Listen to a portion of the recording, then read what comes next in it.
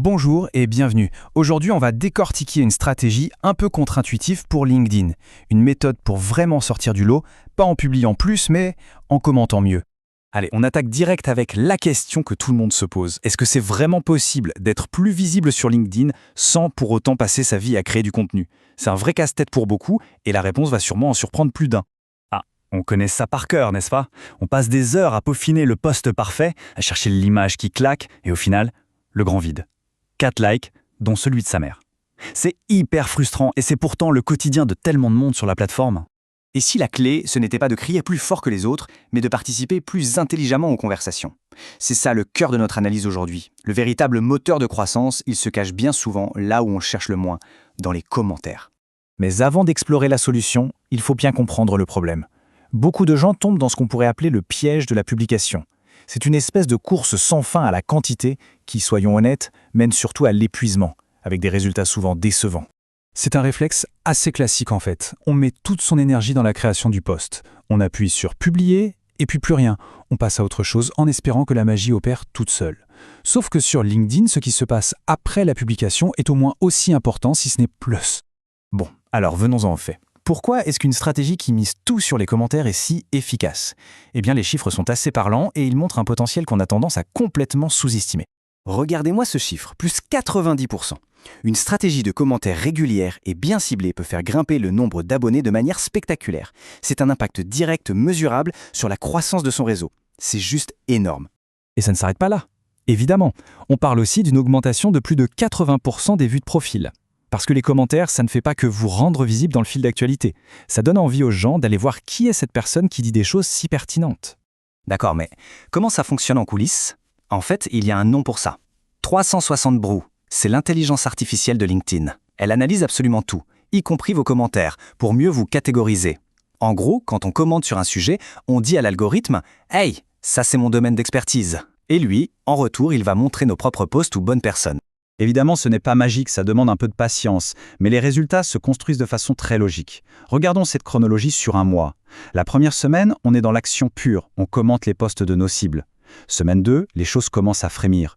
Ces personnes commencent à remarquer notre contenu. Semaine 3, la curiosité l'emporte et ils vont visiter notre profil.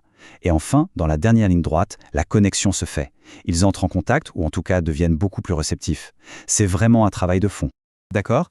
Commenter, c'est puissant. Mais on ne commande pas n'importe où, n'importe comment. La clé, c'est la précision. Voyons ensemble comment choisir ses cibles pour avoir un impact maximal. Le point essentiel ici, c'est vraiment de ne pas s'éparpiller. Pour que ça marche, il faut se concentrer sur 4 groupes bien précis. D'abord, bien sûr, les prospects, pour commencer à créer un lien, à construire la confiance. Ensuite, les pairs, les gens de notre secteur, pour être visibles auprès de leur réseau. Il ne faut surtout pas oublier ses propres clients pour les fidéliser et rester dans un coin de leur tête. Et enfin, petit secret, ses propres posts, c'est un super moyen de relancer un vieux contenu qui a bien marché. Ok, on sait qui cibler. Maintenant, la question à 1 million, qu'est-ce qu'on écrit? Parce qu'un bon commentaire, ce n'est pas juste un bravo ou un super post. Non, c'est une vraie contribution. Première étape, toute simple, on identifie les créateurs de contenu qui parlent déjà à notre public idéal. On s'en fait une petite liste, une dizaine maximum. En intervenant régulièrement chez eux, on devient un visage familier pour une audience qui est déjà qualifiée. C'est la répétition qui crée la reconnaissance, c'est aussi simple que ça. Deuxième étape, et elle est cruciale, l'intention. Le but du jeu, ce n'est pas de piquer la vedette, mais d'apporter de la valeur. Il faut se voir comme une ressource complémentaire, la personne qui vient enrichir la discussion. On n'est pas un rival, on est un allié de la conversation. Et là, c'est l'illustration parfaite. D'un côté, le bon commentaire, il est un minimum développé, il partage une expérience, pose une question intelligente. De l'autre, tout ce qu'il faut éviter. Les bravos, intéressants, les réponses d'un seul mot, ça n'apporte rien. Et en plus, l'algorithme déteste ça. Alors concrètement, pour ne jamais être à court d'idées, voici 5 pistes.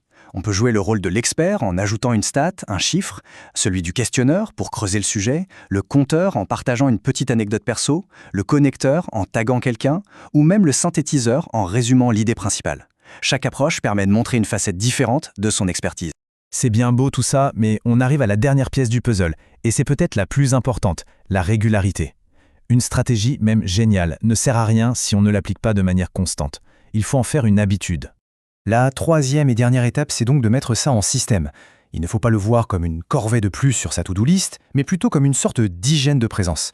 C'est un rituel, quelque chose qu'on fait naturellement pour rester visible et pertinent sur le long terme. Allez, un plan d'action concret. Étape 1, avant de publier. On prend 15 à 45 minutes pour chauffer l'algorithme en commentant 3 à 5 posts. Étape 2, juste après avoir publié. Là, c'est le moment clé. Pendant 30 à 90 minutes, on s'engage à fond. On répond à tout le monde et on va commenter au moins 5 autres posts. Et étape 3, le petit bonus, 2 à 5 jours plus tard, on retourne sur ses propres posts qui ont bien marché et on y ajoute un nouveau commentaire pour leur donner une seconde vie. C'est un cycle. Et attention, ce n'est pas une idée sortie de nulle part. Des pointures comme Gary Vaynerchuk le répètent depuis des années. Le ratio est sans appel. L'interaction doit toujours l'emporter sur la simple publication. Pour conclure, il faut voir chaque commentaire comme une opportunité. C'est une petite graine de visibilité qu'on sème. La vraie question, ce n'est donc pas « faut-il commenter ?», mais plutôt « où est-ce que je vais choisir de planter mes graines aujourd'hui pour récolter demain ?»